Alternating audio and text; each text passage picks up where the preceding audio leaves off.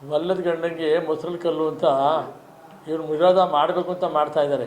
ಈಗಾಗಲೇ 19ನೇ ತಾರೀಕು 2,000 ಕೋಟಿ ಅನುದಾನದಲ್ಲಿ ಕಾರ್ಯಕ್ರಮಗಳು ಉದ್ಘಾಟನೆಗಳಾಗ್ತಾ ಇದ್ದಾವೆ.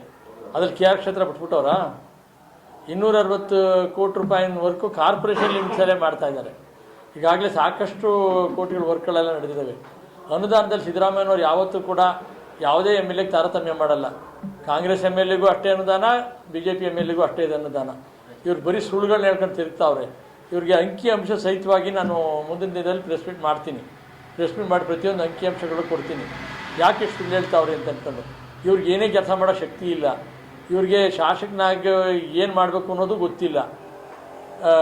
ಆ ಥರ ಸುಮ್ಮನೆ ಓಡಾಡ್ಕೊಂಡಿದ್ದಾರೆ. ಆಶಯ ಕಮಿಟಿನಲ್ಲಿ ಸಾವಿರಾರು ಮನೆ ಕಟ್ಟಕ್ಕೆಲ್ಲ ರೆಡಿ ಮಾಡಿ ಇಡ್ತಿದ್ದೀನಿ. 5-6 ಸಾವಿರ ಮನೆ ಕಟ್ಟಕ್ಕೆ ರೆಡಿ ಮಾಡಿ ಇಟ್ಟಿದ್ದೀನಿ. ಅನುದಾನ ಇಟ್ಟಿದ್ದೀನಿ. ಒಂದು ಮೀಟಿಂಗ್ ಮಾಡೋಕ್ಕೆ ಇವ್ರಿಗೆ ಶಕ್ತಿ ಇಲ್ಲ. 4-5 ತಿಂಗಳು ಕಳೀತಾ ಬಂತು. ಒಂದೇ ಒಂದು ಮೀಟಿಂಗ್ ಮಾಡೋಕ್ಕೆ ಇವ್ರಿಗೆ ಶಕ್ತಿ ಇಲ್ಲ. ಕೊಟ್ಟರು ಅನುದಾನ ಕೊಟ್ಟರು ಕುದುರೆ ಏರೋಕ್ಕೆ ಇದಾಗ್ದಿದ್ದವನು ಅವನು ಏನು ಪ್ರಯೋಜನ? ಅವನು ಕೊಟ್ಟ ಕುದುರೆ ಏರಲಾರದವ ವೀರನೂ ಅಲ್ಲ ಶೂರನೂ ಅಲ್ಲ ಅಂತ ಆ ಪಾರ್ಟಿಯವರ ಭಾಳ ಹೇಳ್ತಿರ್ತಾರೆ.